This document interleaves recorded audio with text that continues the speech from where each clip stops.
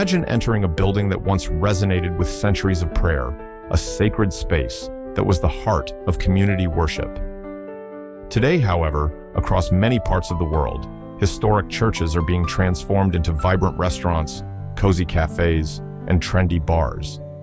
In this video, we explore why these transformations occur, what Scripture teaches about sacred spaces, and how we might respond both practically and spiritually. Let's begin with the biblical perspective. In Matthew 16:18, Jesus tells Peter, "And I say also unto thee, that thou art Peter, and upon this rock I will build my church, and the gates of hell shall not prevail against it." Here, Jesus is not referring to a physical building, but to the community of believers, the living body of Christ. Our true temple is the people, united in faith. Likewise, in 1 Peter 2:5, we read, "Ye also, as living stones, are built up a spiritual house to be a holy priesthood." This reminds us that every believer is a vital part of God's temple. The essence of worship lies in community and fellowship, not merely in the brick and mortar of a building. Historically, church buildings were constructed as dedicated spaces for worship. They served as the central gathering places for communities, where ancient Israelites, for instance, met around the tabernacle, and later, where the first and second temples in Jerusalem stood as symbols of God's dwelling with his people. Yet, as Psalm 127:1 reminds us, "Unless the Lord builds the house, those who build it labor in vain." When congregations decline, the financial burden of maintaining these grand structures grows heavy. Consider the practical challenges. Declining attendance means less income for upkeep. In many cases, to preserve these architectural treasures, church buildings are sold or repurposed. For example, in Bangalore, India, an old chapel has been transformed into Misyu, a popular restaurant where colonial architecture meets modern dining. This innovative use preserves the building's heritage while generating income for community programs.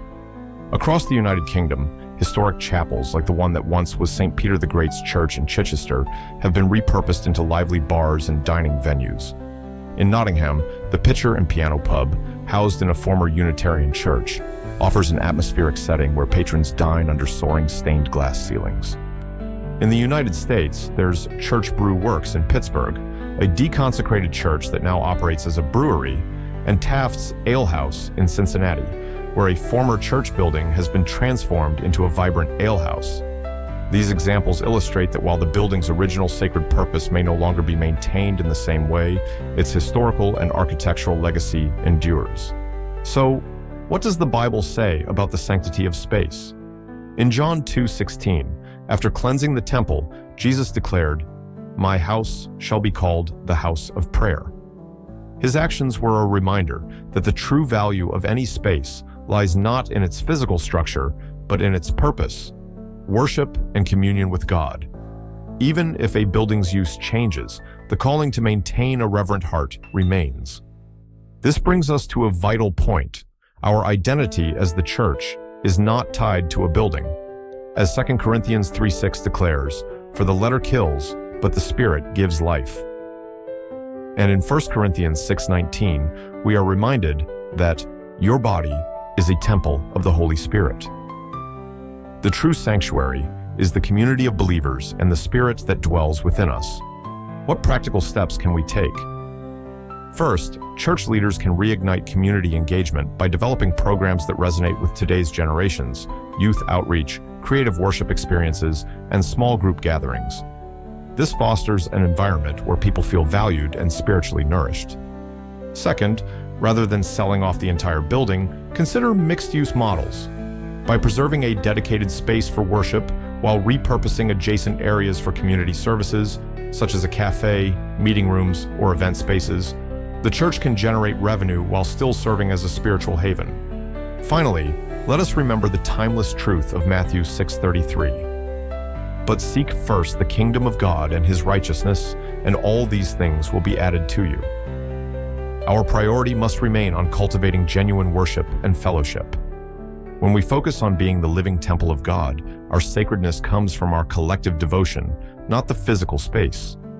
In summary, while economic pressures and cultural shifts have led to the repurposing of historic church buildings into restaurants, bars, and other venues, Our spiritual identity remains with the people.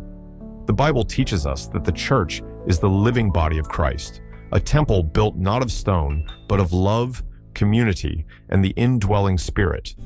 Our focus must remain on our identity as the temple of the living God. Our sacredness comes from our relationship with Christ and the love we share with one another, not from the walls that surround us. Thank you for joining this reflection on the transformation of sacred spaces. If you found these insights inspiring, please like, share, and subscribe. Leave your thoughts and reflections in the comments below, and let's continue to build a community where God's presence is truly felt, beyond bricks and mortar, in every heart and every act of love.